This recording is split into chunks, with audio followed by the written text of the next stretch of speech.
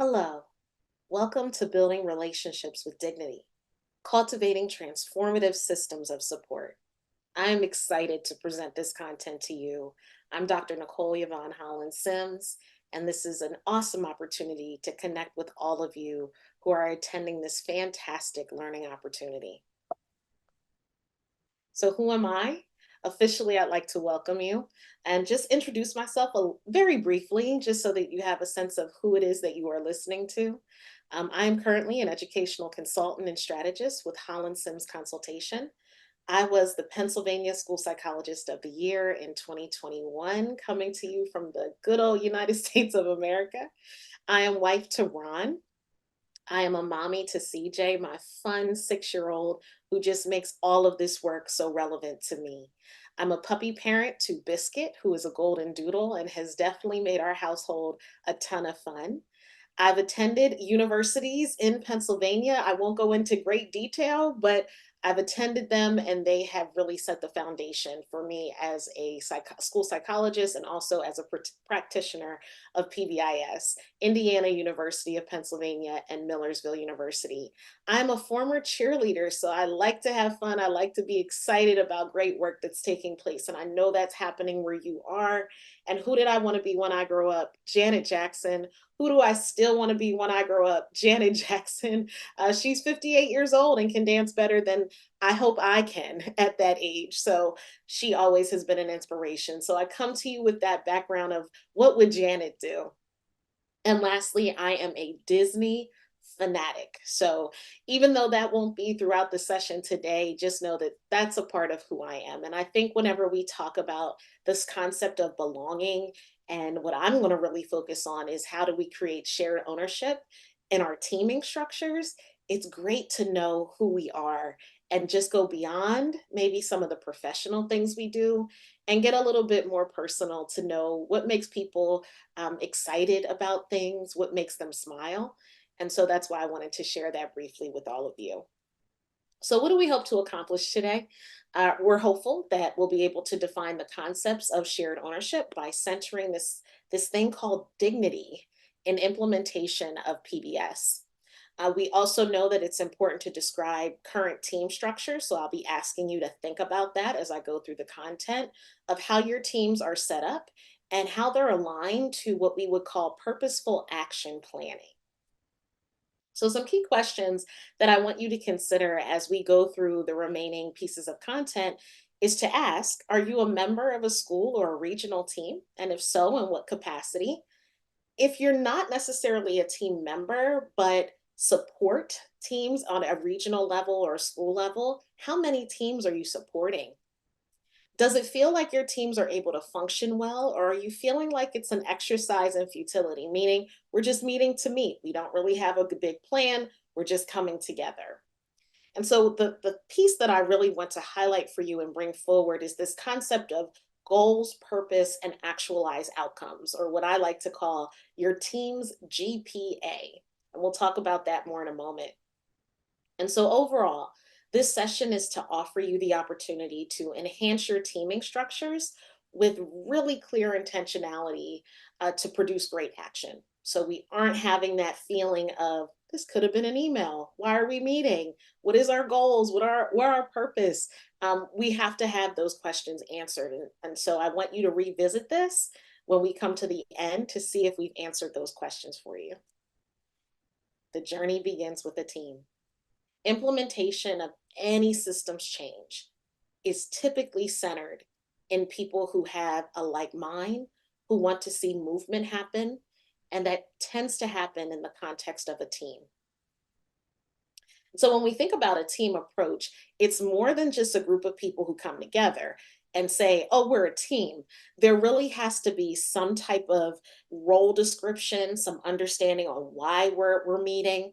And the purpose of teaming, particularly in education, is to support staff members in their work, to support students and learners, right? So when we as adults come together, oftentimes the goals, even if we're focusing on maybe other staff, is to ultimately impact and influence what students experience in our midst. There's a great quote from Kent McIntosh and Steve Goodman.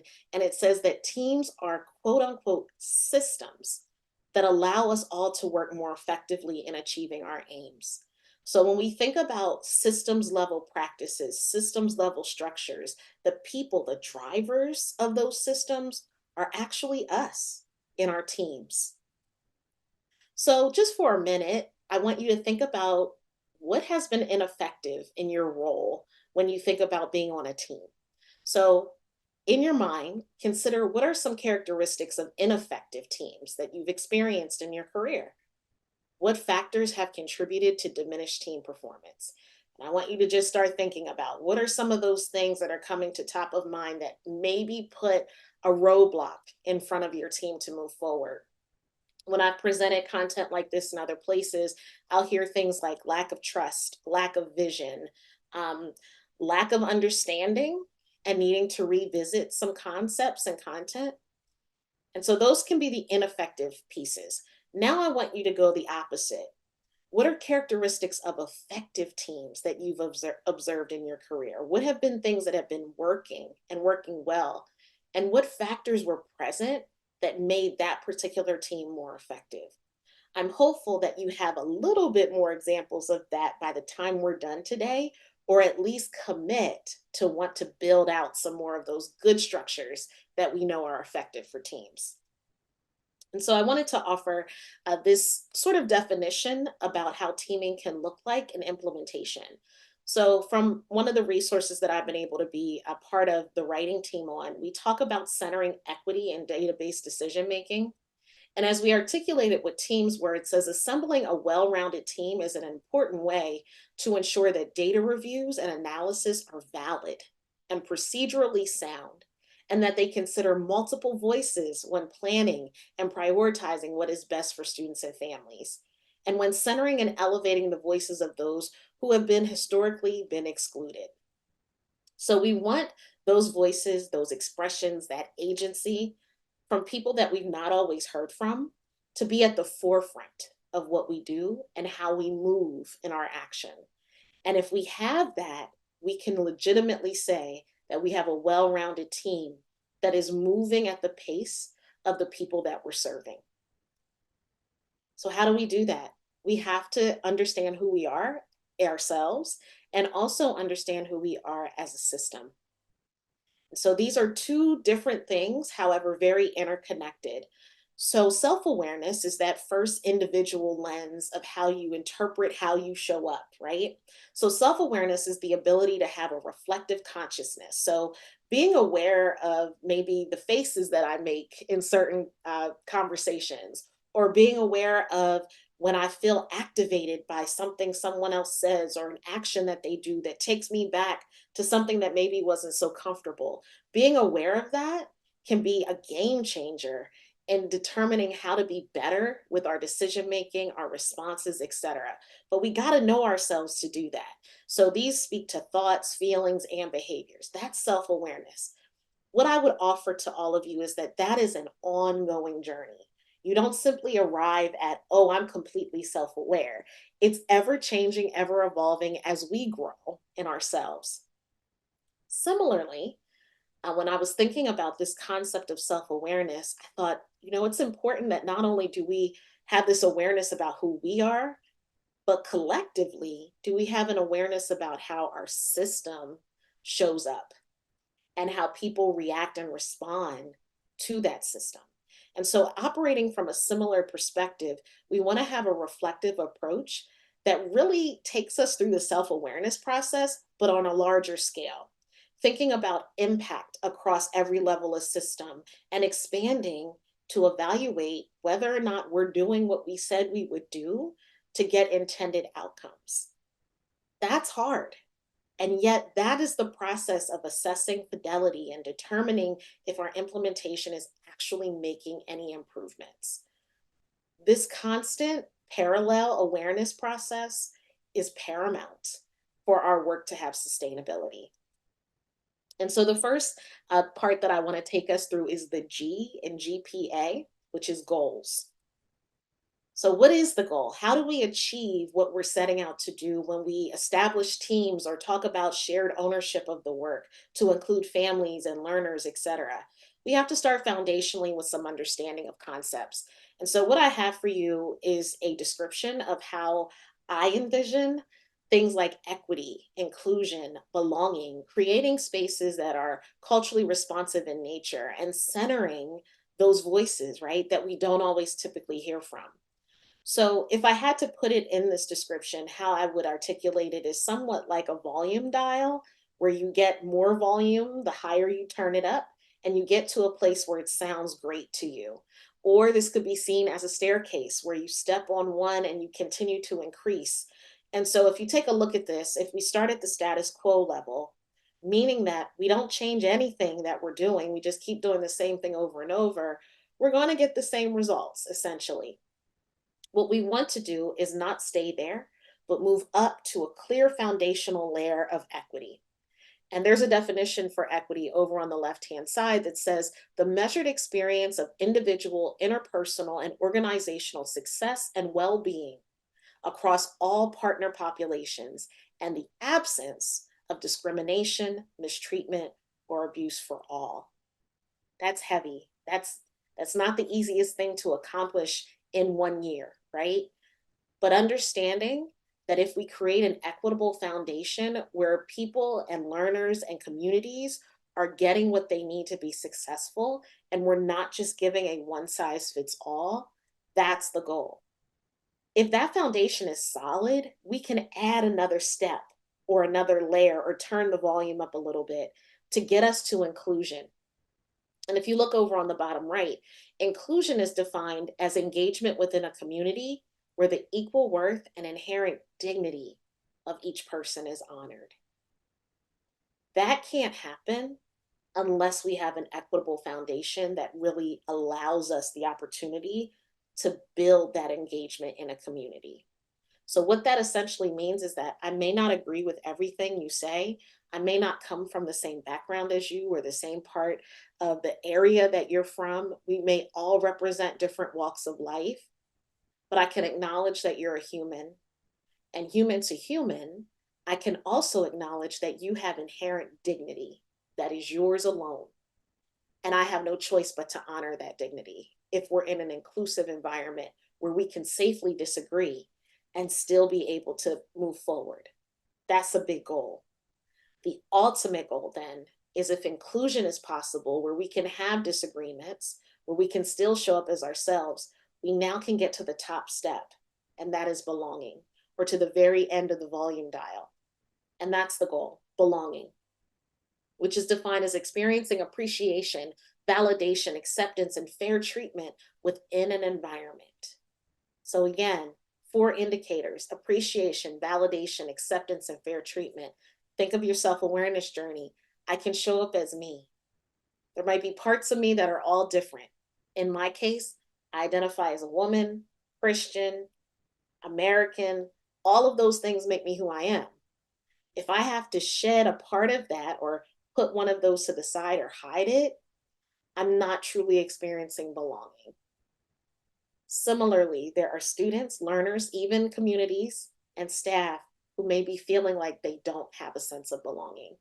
And our goal in education always has to be psychological, emotional, and physical safety. Safety comes through belonging. So, specifically, I just want to reiterate the science behind belonging. It's a feeling that we're part of a larger group that values, respects, and cares for us, and that we have something to contribute by being a part of that group. So I love this next part. The word belong literally means to go with. And our species has evolved to journey through life with each other. We need each other. We crave that human connection. And that's why belonging is so pivotal. So, just for a moment, what I'd love for you to do is to reflect. So, describe a time you felt the need to change or hide something about yourself, to conform, or to achieve something in order to gain acceptance or feel good about yourself. Take a moment. And if you haven't experienced that, maybe you can think of someone else who may have expressed to you their feelings.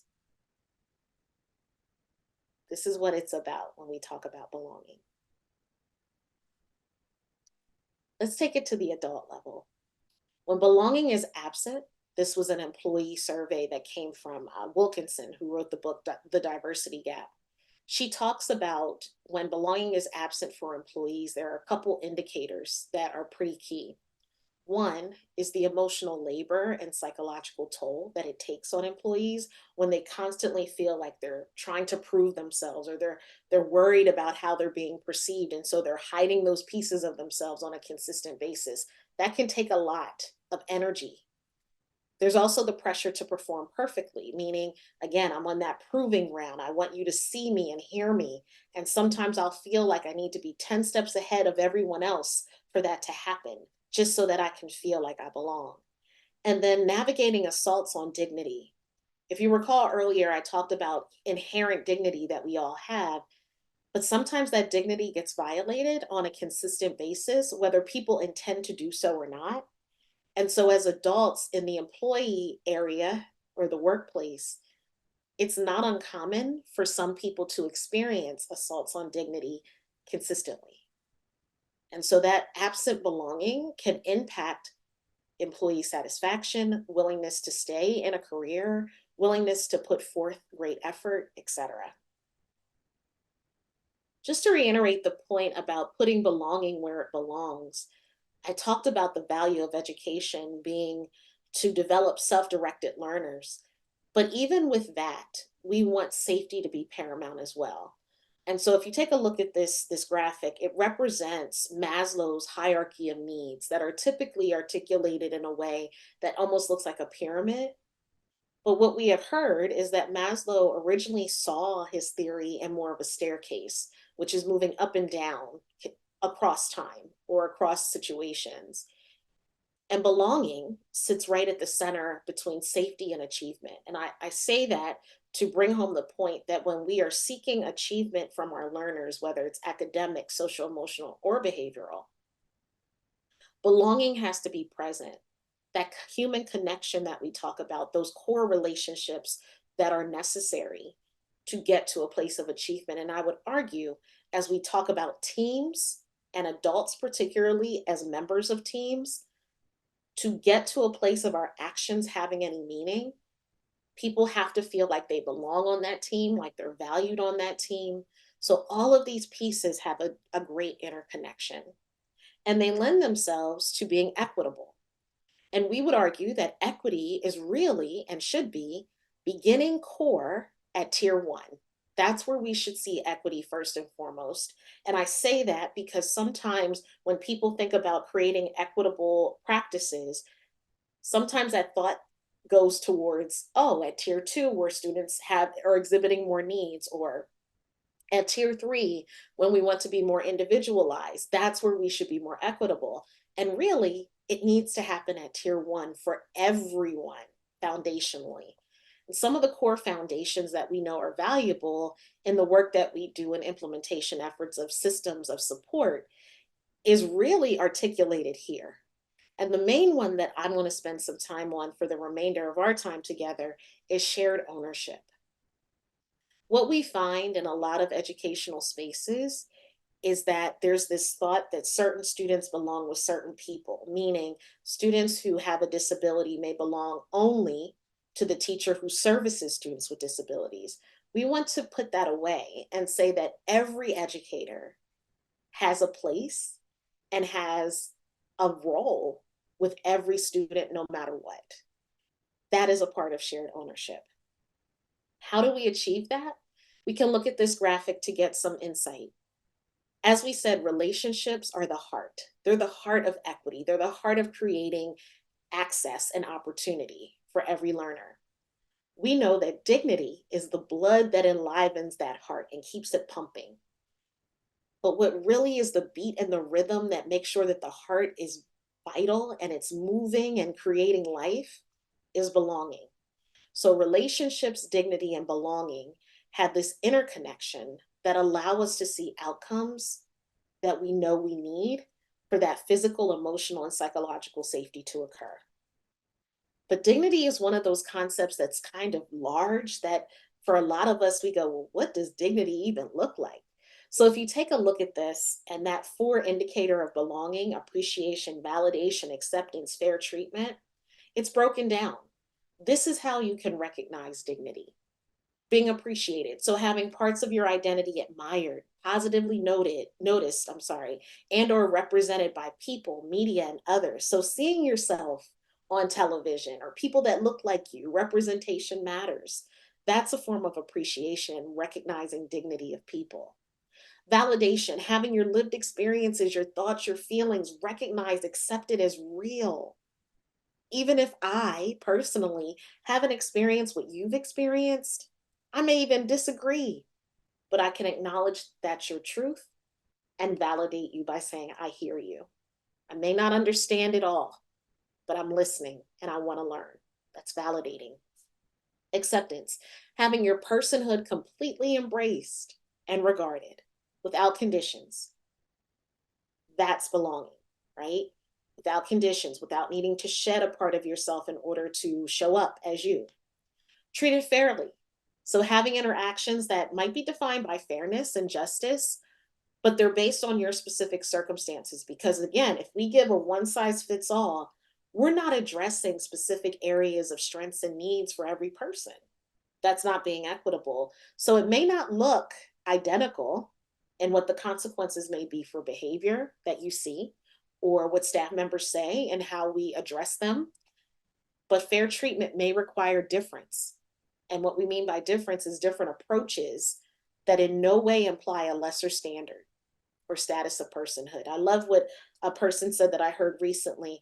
When we talk about being equitable, or even in this case, recognizing dignity, we are not lowering the bar, we are expanding the access and opportunity. And that's important. And so, to give you some think time as you're listening to this recording, describe a time when you've experienced any of the above: feeling validated, feeling accepted, etc. What feelings did you have? And what were the lasting effects? Take some time and think about that. Some of us can think of something very quickly. Last time I was appreciated was, and others of us, it may take us a little while. And that's our truth. That's our experience. How can we get to places where we feel that on a more consistent basis? One of the authors of a great book called Leading with Dignity is Dr. Donna Hicks, and she offers that when we honor others' dignity, we strengthen our own. And I'm a firm believer of that. And so as we think about these concepts that feel very broad, let's think about the folks that we have on our implementation teams, how we are interfacing with others that maybe aren't on our teams, but are other staff that are implementing the work that we are putting forward. How do we honor their dignity on a consistent basis as well? I would be remiss if I didn't offer that we still have things that can get in the way. And what I mean by that is it sounds great to talk about recognizing dignity, appreciation, validation. But in reality, we as humans are also hardwired to violate dignity, and we're tempted to do it whether we intend to or not. And so Dr. Hicks goes into more detail, and Dr. Floyd Cobb and John Cronapple, who wrote the book Belonging Through a Culture of Dignity, talk about this concept of othering. So recognizing dignity is one side of the coin. The other side of the coin are the indicators of othering. And so these are the four opposite of appreciation, validation, fair treatment, etc. Otherized. So being viewed, treated, or made to seem different in a way that ostracizes, denigrates, reduces, and dehumanizes. So labeling, objectifying, animalizing is a form of othering. Putting people in a category where they just are so different we can't even interact with them, or we treat them as they're so different that there's no hope for them. That's othering or otherizing. Mistreated, dealt with in a way that's unfair, unjust, or biased due to perceptions about a variety of things, whether it's their identity, their group membership, conditions that they come from, circumstances that are a part of their life, or their cultural practices and norms. So a lot of different countries, and I can speak for my country, when we think of religion, religious differences, cultural practices and norms are tied to religious differences. And sometimes Our staff members have difficulty if they didn't grow up with those same religious backgrounds. And that shows up in forms of mistreatment. Again, when you question them, they go, "Oh, I didn't know that was a part of their culture. I didn't know that was a part of their religion, that they had to fast, for instance, or that they had to do certain things during the day. I wasn't aware." And by not being aware that mistreatment took place. So dishonor dignity, marginalizing. So rejected, pushed to the edge of a group, put or kept in a position of limited significance, influence, and power. Only able to gain access if we change or hide something, right? That conditional belonging. And then lastly, being dismissed. So having your lived experience or your expertise questioned, invalidated, or deemed insufficient. So you're speaking out, you're saying, this is what I've had happen to me, or this is how it's being perceived by people that look like me. And you're sort of pushed to the side, or you're told, that didn't happen, that couldn't have happened, that's not true. So remember, validation was more of that, I hear you, I may not agree, but I want to learn. Dismissed is already, I don't want to hear it, I don't want to learn, I don't believe you. So that othering can happen, sadly, more often than we see the recognized dignity. And we got to get better at being able to indicate these and recognize them so that we can do better. So, similar to what I had you do with recognizing dignity, I want you to have a challenge by choice moment. Because this can be a bit activating for people as they reflect on things that may have been experiences that really mirror what I just described, I give you a challenge by choice. So if you feel comfortable and confident enough to think about this and you can take the break that you need afterward, go for it. If you're feeling like this is a little too much for me, can't really do it right now, that's okay too. But what I'd love for you to think about is to describe a time when you experienced any of these four, and what feelings did you have? And again, if you prefer, if you personally have never felt this, and it's no shame if you haven't, that's your truth. Feel free to describe the experience maybe you've witnessed occur to someone else, whether that was a student, a family member, another adult. What did that feel like as a viewer, as someone who was there to witness, or someone who heard the story recounted? Just think through those. Okay. As we sort of come out of that description of dignity, violations of dignity, the goals of equity, inclusion, and belonging in our work collectively as implementers, taking us back to the team structures that we've been describing, I think it's important for us to take a moment and talk about there being no I in team. I meaning I singular. We need to include other people. And let me talk a bit more. Sometimes on teams in schools and in regions, it's just educators at the table. And I know I've been in places where I've looked around the table and I've said, where are the families? Where are the students? Where are the other staff other than teachers? That's what I mean by no I in team, because sometimes we get so insulated that we think we're the only decision makers who have insight and value. We got to think about how we can effectively engage families, students, and community members.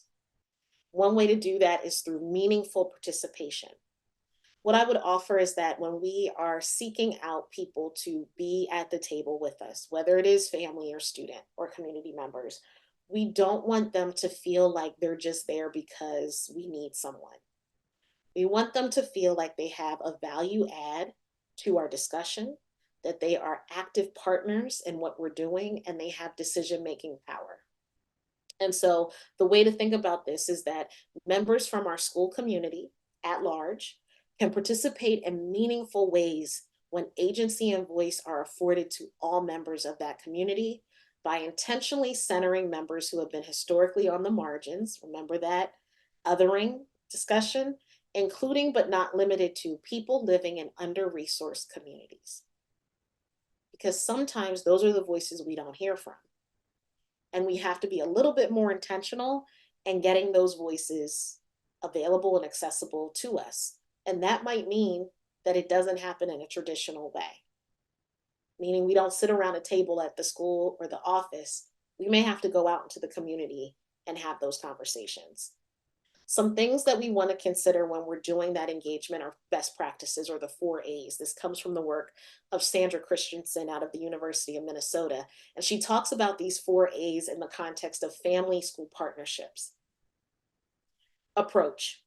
So the tone, the method, the manner of putting that relationship together. So I often say when I do content around this is the first person that you meet when you go in the door of the building, whoever that is, you want them to be the director of first impressions, meaning they set the tone. They're friendly, they're warm, they're kind, they're welcoming. That approach can really make or break the willingness for someone to feel like they have a connection to that organization, that building, that school, that region, etc. The next one is attitude.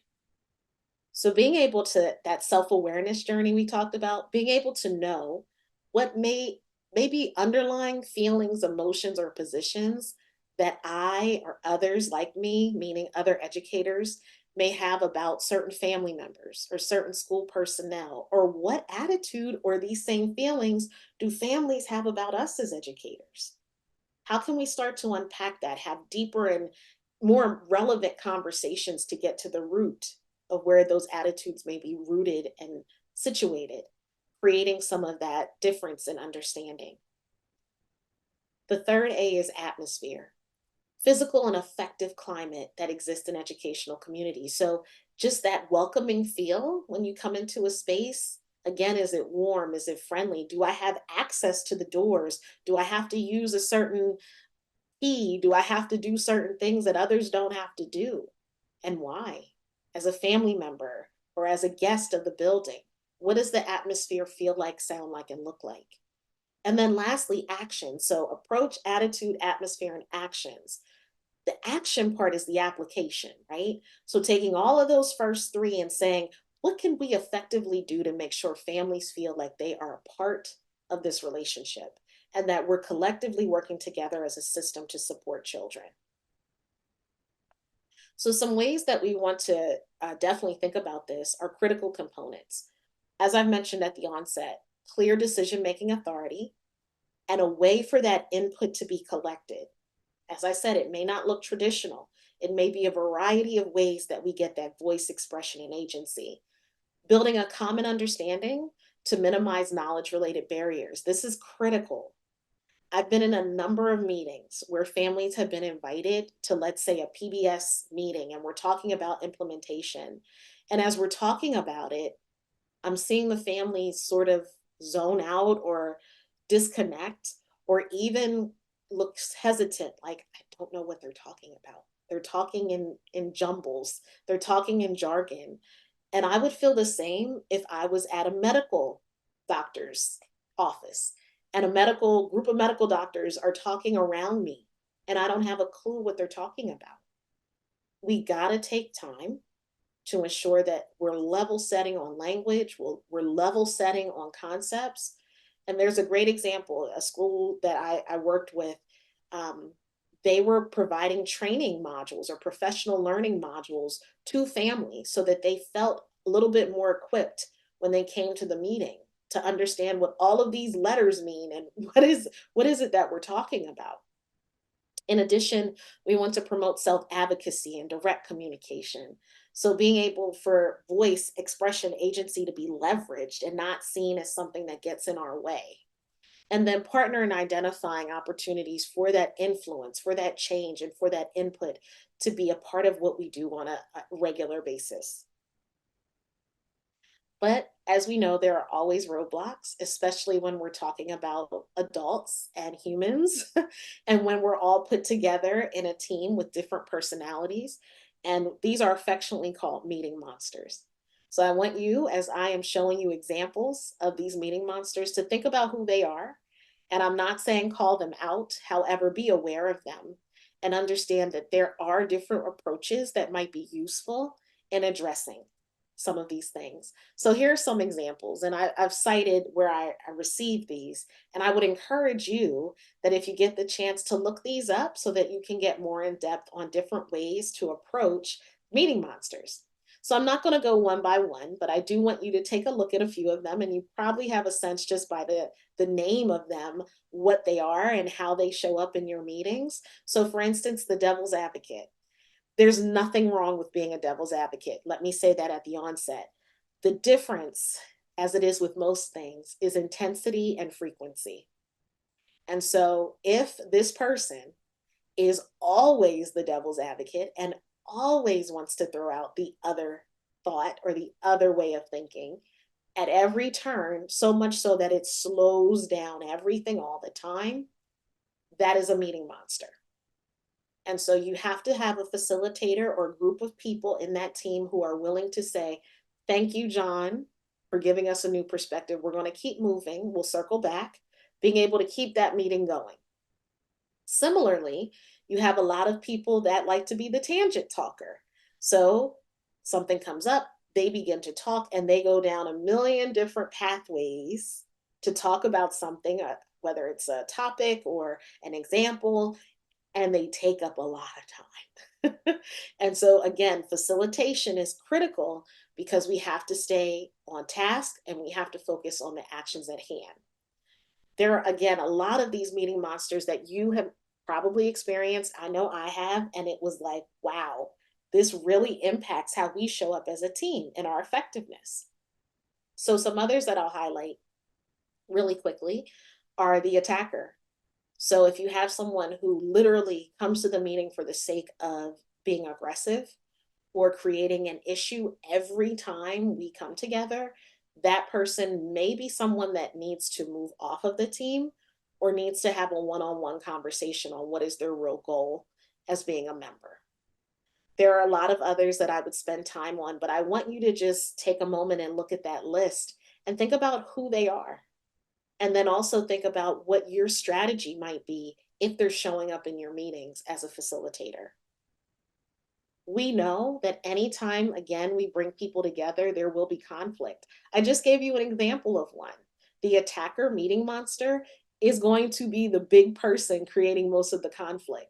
Some conflict is healthy. Let me say that, because sometimes we will think of different things or engage in dialogue that may not be exactly rosy, but nevertheless may get us to an outcome that we need. So I'm not saying we don't want conflict, but we want the conflict to be healthy and not something that takes us off our mark. So some strategies to think about, which I love these. Step back from certainty. So if someone's saying something and you're not necessarily agreeing with it, it doesn't kind of flow with what you've understood, step back from that certainty that you're right and maybe lean in to asking some questions or having them explain it further. So stepping toward rather curiosity. Name the issue. Don't dance around it. Don't skirt the issue. Name it and let's talk about it. Understand that some people have good intentions no matter what they're trying to say, but may not say it in the best way or may inadvertently offend those that they are talking to. And so we have to acknowledge that and say, you know, Jane, I know you didn't mean to cause harm, but we got to acknowledge that Nikole took it that way. So acknowledge that impact. Some of these other ones are just so common, and yet we got to remind ourselves, listen, not to respond, but to hear, inquire, posing questions, talk. Instead of shutting down, let's talk it out. Identify actions and center relationships. So focusing back on what is our goal. Remember the G and GPA? What is our goal? And how are we connecting with each other to achieve that goal? And then follow through on the action. Don't get waylaid by the conflict. Allow the conflict to be something that promotes movement and promotes change. The P in GPA is purpose. So I want you to think about your own mission and vision, whether it's your individual one or your team. Has the team established a mission and vision first and foremost? If not, you want to do that right away. And if it has been established, is it clearly understood? Is it concise? Is it in layman's terms, meaning anyone could access it and understand it? Has it also been co-designed, meaning did we go outside of our normal group of people, our core team, and get their input to co-design it? Does it also align to a larger system? making sure that whatever we're doing has connection to every level of system beyond just our school. And will the mission and vision drive our decisions? Meaning, will it serve as an anchor for everything that we do, as it should? Some ways that we can think about, again, purpose are agreements, relational agreements. Remember, we talked about relationships being so critical to this work. This is a way for us to know how to interact with each other as teammates. So, a couple ways to do that: honoring diverse perspectives. As we said, it's okay to not agree with everyone. We just don't want that disagreement to always get in the way of the movement. So we have to know how to interconnect with each other, listening without judgment and leading with curiosity. On the operational side, so the relational is more how are we interacting amongst each other? When we want to get to action and when we're sitting in team meetings, how do we make sure we're efficient and effective? These are operational agreements. So determining our roles, whether it's being the facilitator, the timekeeper, rotating those roles, creating check-in points on how we're doing, whether it's weekly, monthly, or quarterly, and consistently asking questions about, are we being equitable? Are we creating access and opportunity? Not just assuming that because we think we know, that we don't have to do our own self and system awareness checks. Just to spend a little bit of time here. If you're familiar with the team initiated problem solving process, some key roles in any meeting that are effective and efficient are listed here. The facilitator, the person who keeps the meeting moving, keeps the conversations going. The minute taker, the person that can make sure all the notes are captured and that we can revisit them and know exactly what happened. So if I miss a meeting, I can pull the minutes and I'm right in line with what took place. The timekeeper, keeping that efficiency on point and being willing to interrupt and say, you got 5 more minutes. That's valuable. And then the data analyst. This person is taking the ownership of looking at the data, having the data prepared in a way that people can understand it and be ready to answer questions about the data that they've reviewed. And so in the document that I referenced earlier that talks about centering equity in database decision-making, there are great checklists that I'm just showing you as a preview that talk about how you can be intentional in centering equity in that work, whether it's before the meeting, during the meeting, or after the meeting. And so a couple things that I just want to highlight here is this concept of, again, of co-designing. So the agenda being co-designed, getting additional input from community members, making sure that we're onboarding support for the multiple diverse student and family members that might be a part of our team, that we're getting valid representative data that's impactful across all of our communities. And there's ample opportunity to ask questions and reflect. This could happen before the meeting. And I'm not saying one meeting, across meetings throughout the year. That was the P. Now we're at the A, actualize outcomes. Goals, purpose, actualize outcomes. This is during the meeting. So now we're getting to the place of the real action taking place. This list is exhaustive. There's a lot of things that could be captured here. I highlighted the ones that I wanted to draw your attention to the most. Consider data across the continuum of supports with a focus on systemic change and a tier 1 culturally responsive and sustaining foundation. Remember I said equity is tier 1? This is what we mean. Are the services that we're providing at that universal level responsive to every learner?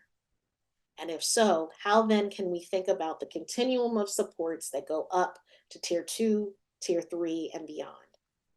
And then co-design measurable goals with interventions that are strengths-based, that affirm identities and values, and that repair harm when needed. That's critical too, because not everything has been effective for every learner. So how do we go back and make sure that we are creating spaces, interventions, practices, strategies that learners can see themselves in and also recognize that they can do the work?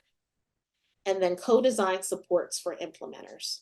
So having the people that are putting these things in place give us feedback as a team, tell us what they need, give them the ability to co-design with us is critical. This is the after meeting component.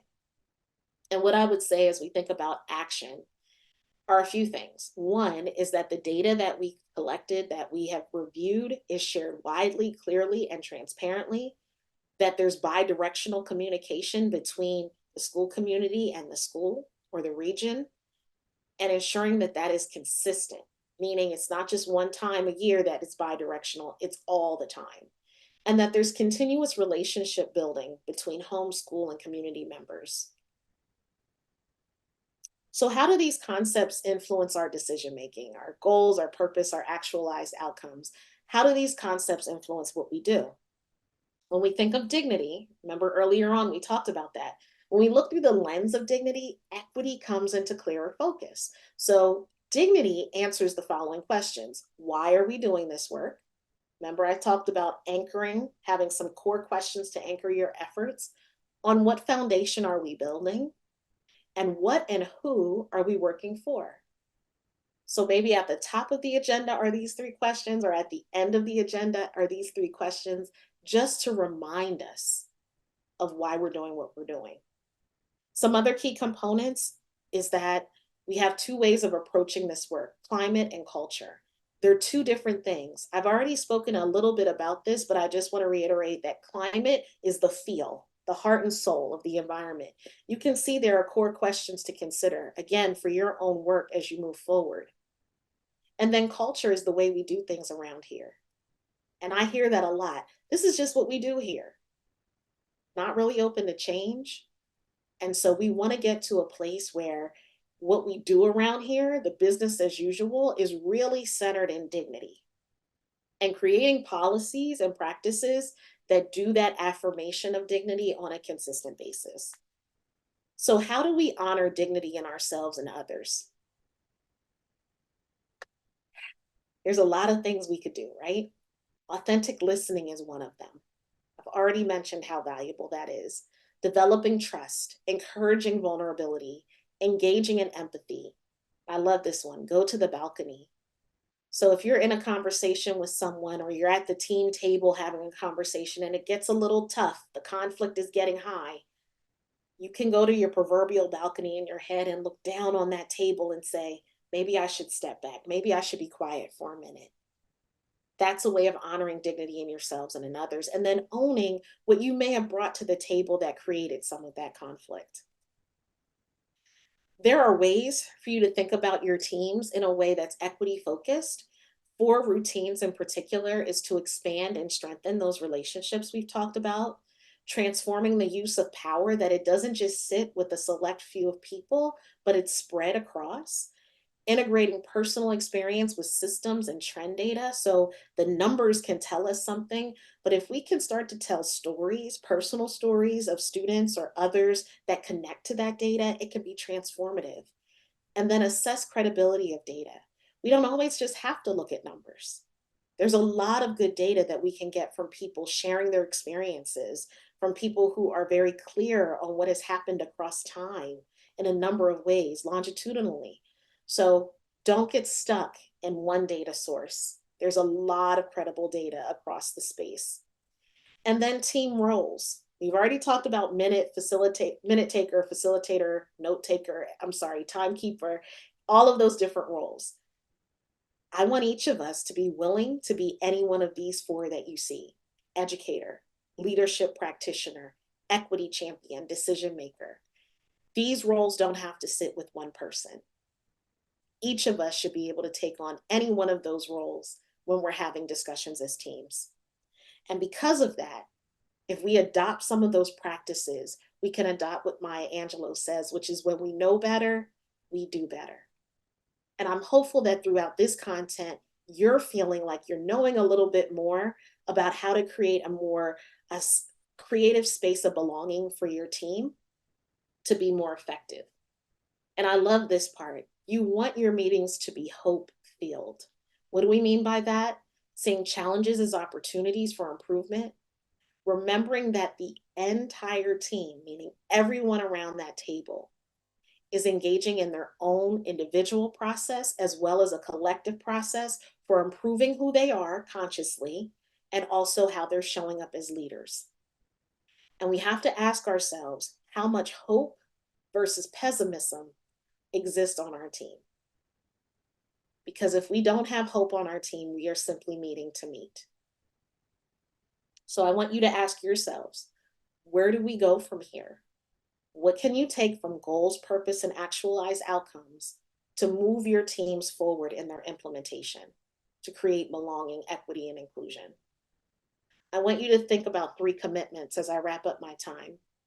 After today's session, what are 3 things that you're committed to do? Here are some examples. Focus on learning more about PBL in your practice. Connect with peers and teammates on ways to embed dignity and achieving belonging. And then internally, I want you to engage in self-awareness continuously. Think about that. I'll leave you with this quote: "For there is always light, if only we're brave enough to see it, if only we're brave enough to be it," by Amanda Gorman. I ask all of you to be brave lights in everything that you do. Thank you for your time.